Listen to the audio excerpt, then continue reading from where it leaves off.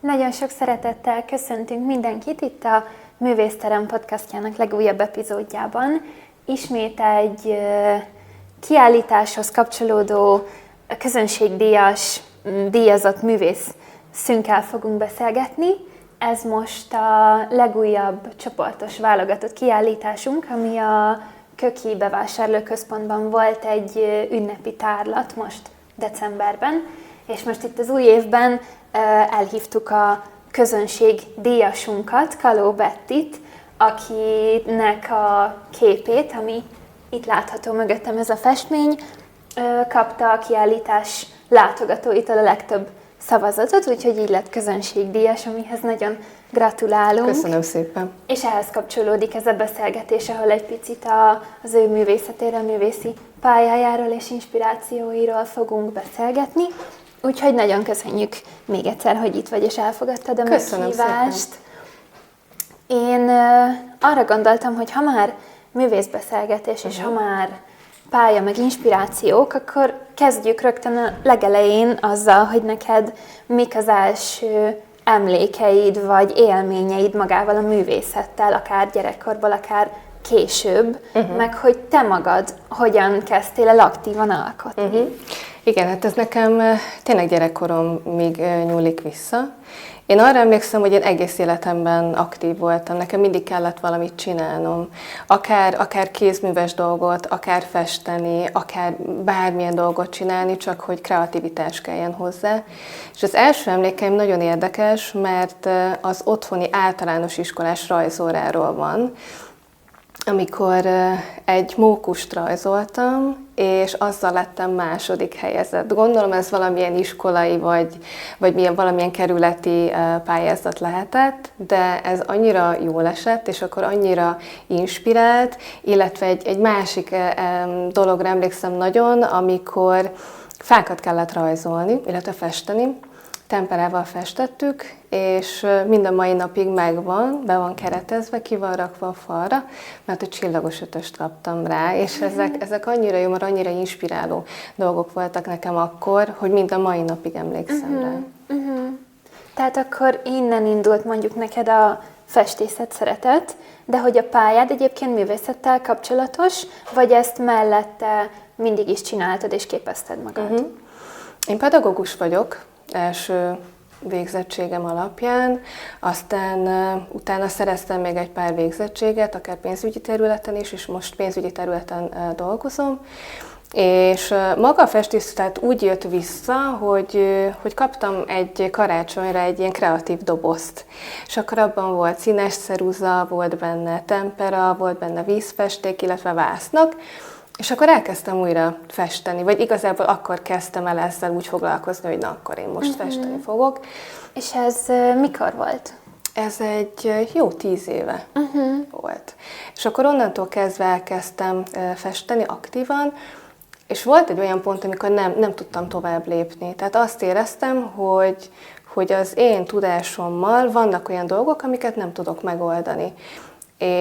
És akkor jelentkeztem egy suliba, úgyhogy én elvégeztem egy 2 éves sulit estén munka mellett, és az adott nagyon-nagyon sokat, akár tanárokat, barátokat, illetve élményeket, és annak a segítségével tudtam tovább lépni, és akkor éreztem úgy, hogy amikor megfestettem valamit, akkor tényleg azt tudtam mondani, hogy hú, ez tényleg jól sikerült. Igen, az nagyon-nagyon jó érzés, tudod, hogy mert sok művésztől hallja ezt az ember, főleg autodidakta művésztől, hogy a fantáziájuk tart valahol, és amikor ahhoz tanulással, meg gyakorlással fölér a kezed, akkor ez nagyon jó érzés. Igen.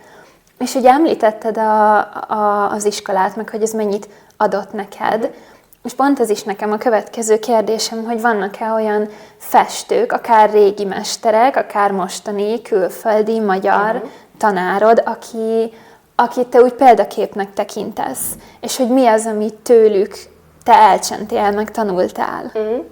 Ez is egy nagyon izgalmas kérdés, mert Én azt vallom, hogy a művészet az művészetet szül. Tehát engem szinte bármi tud inspirálni, egy festmény a falon, egy jelenet, amit látok a metróban, egy tájkép, egy természeti jelenség.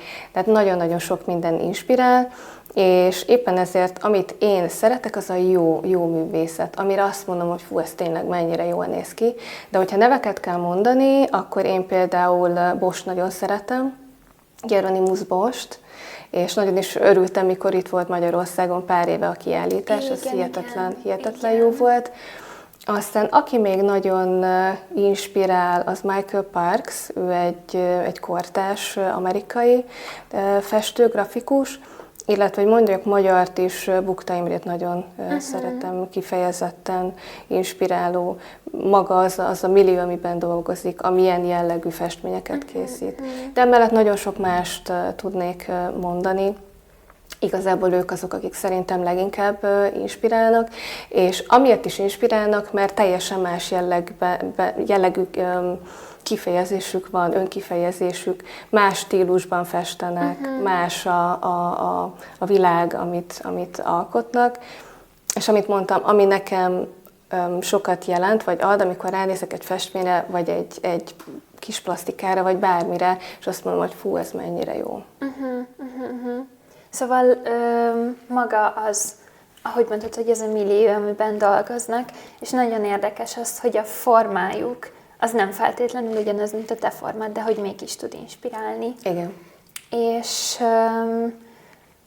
tudom, hogy ez egy nehéz kérdés talán, mert ez szerintem művésznek vagy alkotónak ezt ugye legnehezebb talán meghatározni, de hogy te hogyan jellemeznéd a saját művészetedet, akár formailag, akár inspirációban, hogy van-e valami kiforrott utad, vagy arszpoetikád?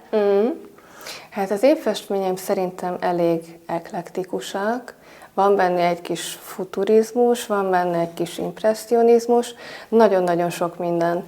Mert ha csak ezt a két képet nézzük, ezek is azért nem teljesen ugyanabban a stílusban festődtek. Én magam sem vagyok egy egyszerű személyiség, nagyon összetett vagyok, nagyon sok minden érdekel és inspirál, és nagyon sok mindent szeretek, új dolgokat kipróbálni. Mert nekem maga a festészet, az nyilván szeretném magamat kifejezni, de egyébként ez egy szórakoztató műfaj saját magamnak, és azért is szeretek többféle dolgot csinálni, vagy többféle módon elképzelni, vagy kivitelezni egy festményt, vagy egy gondolatot. Szóval akkor az, hogy eklektikus forma is, meg tartalom, és ez kifejezetten inspirál téged. Aha. És nagyon szerintem ez, hogy a művészetet, meg az alkotást, azt élvezni kell, ez egy nagyon jó hívószó, mert hány olyan művészt is, de hogy csak úgy embert általánosságban látunk, aki belefásult abban, amit csinál, és pont az alkotásnak szerintem egy ilyen nagyon, nagyon könnyed és örömteli dolognak is kell lennie, igen. Amellett, hogy persze vannak az embernek céljai, meg hogy hova szeretne építkezni, de hogy ez alapvetően örömöt ad, és ez tényleg nagyon fontos. És ugye kicsit már te is ebbe így bele kóstoltál talán itt az előző válaszaidban, de hogy az ünnepi kiállításon, ugye a közönségdíjas művedből is kiderül, hogy téged nagyon inspirálnak ezen képeiden, meg más képeiden is a természeti jelenségek, kifejezetten igen. Mondjuk a viharok, vagy kifejezetten az ilyen vadabb dolgok. Tehát, hogy nem a nyugodt természet, hanem mondjuk igen. Az égi jelenségek. És hogy ez honnan jött, vagy hogy ez túlmutat-e mondjuk a festészeten számodra? Ezt nagyon jól látod. Én vidéki lány vagyok, és nagyon örülök, hogy vidéken nőttem fel. Ráadásul, ahol mi lakunk, az egy zsákutca, és az utca végétől már csak az erdő van. És mi, mikor kicsik voltunk a bátyámmal, nagyon-nagyon sokat voltunk ott. Nyáron szinte az egész napot ott töltöttük. Tehát nekem maga a természet szeretete, az kiskorom óta belém ivódott, és ez része a művészetemnek. Meg amit én nagyon szeretek, azok a megismételhetetlen és megfoghatatlan dolgok. És ezek általában a természeti jelenségek, tehát maga a villám, egy vihar, egy szivárvány, ez mind olyan dolog, ami számomra egy nagyon-nagyon inspiráló dolog, mert ez ugyanolyan, mint egy monotípia, nem tudod még egyszer ugyanazt megcsinálni, és nekem ez nagyon érdekes. És erről a konkrét képről mesélsz egy kicsit, hogy emögött mi a történet, meg az inspiráció, vagy hogy ezt fotóról festetted, vagy elképzelés alapján? Fotók is tudnak inspirálni, de én nem tudok másolni. Amikor nyilván iskolába tanultunk, akkor másoltunk festményeket, amiből nagyon-nagyon sokat lehet tanulni, akár az ecsetvonásokat leutánozni, a színeket, a karaktereket, de maga a másolás az nekem sose volt az én világom, nem éreztem ezt. Tehát lehet, hogy inspirál egy fotó, vagy egy kép, vagy egy festmény, és lehet, hogy a színeit azt áthozom, de ugyanazt nem tudom, és nem is szeretném megcsinálni. Ezt szerintem kifejezetten láttam valahol, de nem magát ezt a képet, hanem magát a villámot.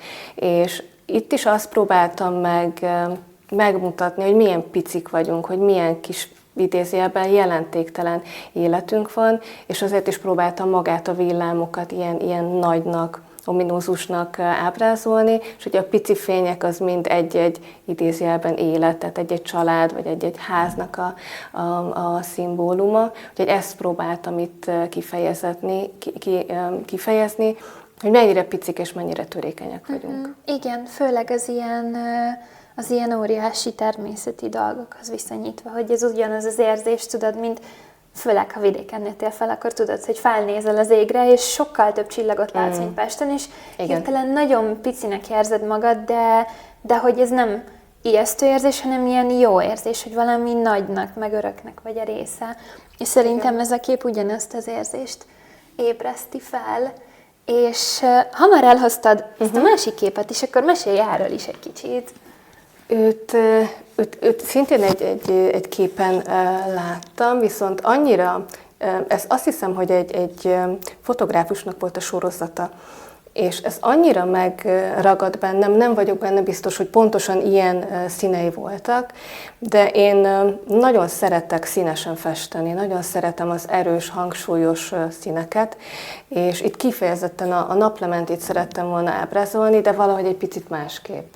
Tehát ennek nekem inkább nyári hangulata van, amikor ilyen tikkasztó hőség van, meleg van, de megpróbáltam magával a színekkel mindezt ábrázolni, illetve én nagyon szeretem magát az eget, és azt megfesteni, mert bármilyen színű lehet. Tehát ez lehet a naplementétől lehet sárga, de egyébként lehet, amikor tényleg ilyen nagyon erős színek vannak, lehet rózsaszín, lehet bíborszínű, és ez is számomra egy nagyon inspiráló dolog, hogy egy dolgot hányféleképpen, tehát az eget hányféleképpen lehet megmutatni egy festményen keresztül. Igen, nagyon erős hangulata van ennek a képnek is, és pont az ég miatt, hogy annyira harsány színe van, és annyira behúzza az embert. És ahogy te is mondtad, van egy nyári hangulata, de nekem ettől a neon sárgás-zöldtől lesz egy ilyen futurisztikus hangulata is, mint ahogy jó. Te is mondtad. És erre akarok kifejezetten rákérdezni, hogy ugye az egyik téma, amit beszéltünk, ezek a természeti jelenségek, viharok, égbolt, ilyen idézőjelben ilyen hétköznapi nagy dolgok.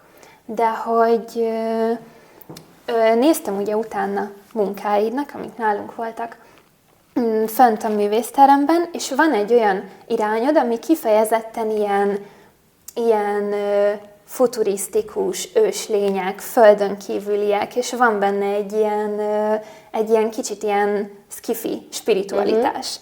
És ez engem nagyon-nagyon érdekel, hogy ez honnan jön az inspiráció, vagy mondjuk ez a szimbolika számodra, amit hordoz.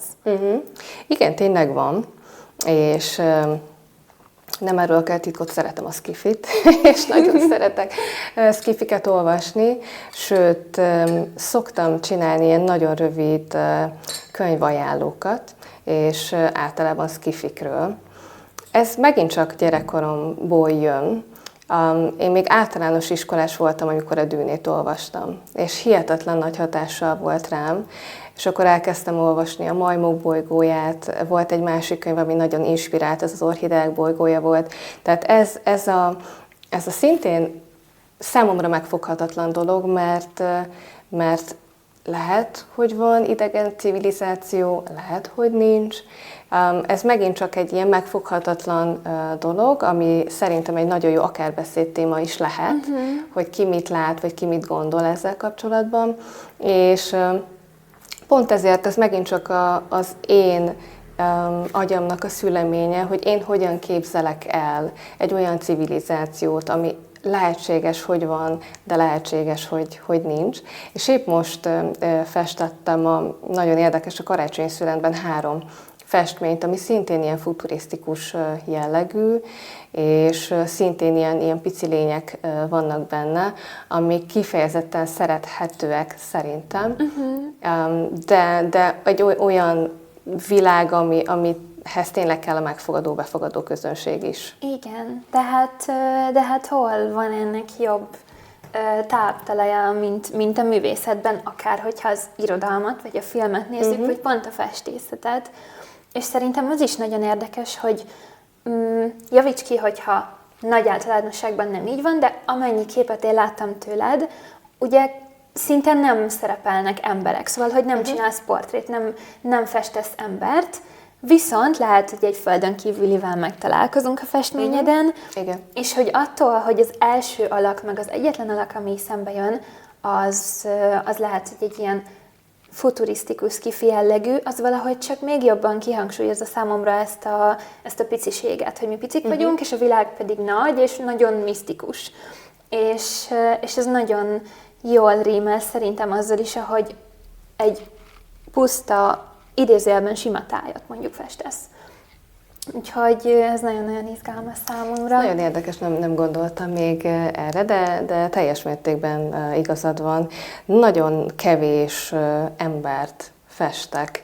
És nem azért, mert ne lennének inspirálóak az emberek, vagy ne lennének átlagosak, mert nyilvánvalóan nem az, de hogy valahogy én más szerettem volna megmutatni, mert az emberi lény az egy valós dolog, és valahogy nekem kellett ez az elrugaszkodás, és olyan dolgokat megmutatni, ami tényleg az én agyamnak a szüleménye, vagy olyan kis lények, vagy figurák, amiket én gondoltam ki, vagy kreálok meg az agyamban. Meg nyilván ott van az is, hogy minden képedet emberek fogják nézni saját élettel, saját lélekkel, és hogy bele látjuk magunkat mindenbe, amit látunk. Úgyhogy ez is egy jó kapcsolódási pont. És pont, hogy említetted, hogy mit festettél a karácsonyi szünetben, az ilyen művész beszélgetéseket mindig azzal szoktuk zárni, hogy megkérdezzük, hogy mi az, amin most dolgozol, vagy mi az, ami most a legjobban inspirál. Igen, most úgy érzem, hogy egy világot találtam meg magamnak. Ez most már így 3 részes, ez a sorozat, és egy nagyon-nagyon izgalmas kis világnak a színtere, és egy-egy kis pillanatkép belőle. Többféle kis lény pattant ki az agyamból, de ők nagyon jól megvannak együtt, és bízom benne, hogy lesz még egy pár kis lény, amelyik úgy gondolja, hogy felszínre szeretne törni, és vászorra szeretne kerülni. És hogyha ugye azt mondtad, hogy most 3 részes, eddig ez a sorozat, és hogyha több részes lesz, akkor gondolkoztál mondjuk egy kifejezetten ennek szentelt kiállításban? Igen, és ez is megint egy tényleg nagyon izgalmas kérdés, hogy pont amiatt, hogy több stílusban festek, ezért nincs meg az a felismerhetőség, viszont ha a festményemet egymás mellé teszed, akkor megvan ez ez az összhang. Én azt szoktam magamról mondani, hogy ugye szokták felhozni a hagymát, mint szimbólumot, hogy ugye a hagymának is különböző rétegei vannak. Én viszont azt mondom, hogy az én művészetem, mivel én magam is nagyon szerteágazó vagyok, és sok minden érdekel, hogy én nem olyan vagyok, mint egy hagyma, hanem én olyan vagyok, mint egy virágcsokor.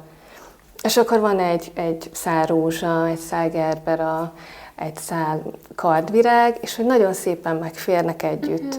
Úgyhogy ha ezek a képek is egymás mellé kerülnek, akkor kifejezetten tudják egymást erősíteni, attól függetlenül mondjuk nem egy stílusban készültek. Úgyhogy ez egy nagyon-nagyon jó ötlet, és örülnék neki, ha lenne lehetőség megmutatni őket együtt. Én is nagyon-nagyon kíváncsi lennék rá, meg tényleg arra is, hogy mi az a vezér gondolat, vagy szimbólum, ami egy tárlatból így kiviláglik, úgyhogy nagyon remélem, hogy láthatjuk majd, és azt is remélem, hogy lehet, hogy nálunk láthatjuk. Úgyhogy köszönöm szépen ezt a végszót is, és ezt a beszélgetést is. Még egyszer gratulálunk a közönségdíjathoz, és reméljük, hogy hamarosan láthatjuk ezt a tárlatot. Úgy legyen. Kaló Betti és Kancsik Lilka a Művészterem podcast beszélgetésében.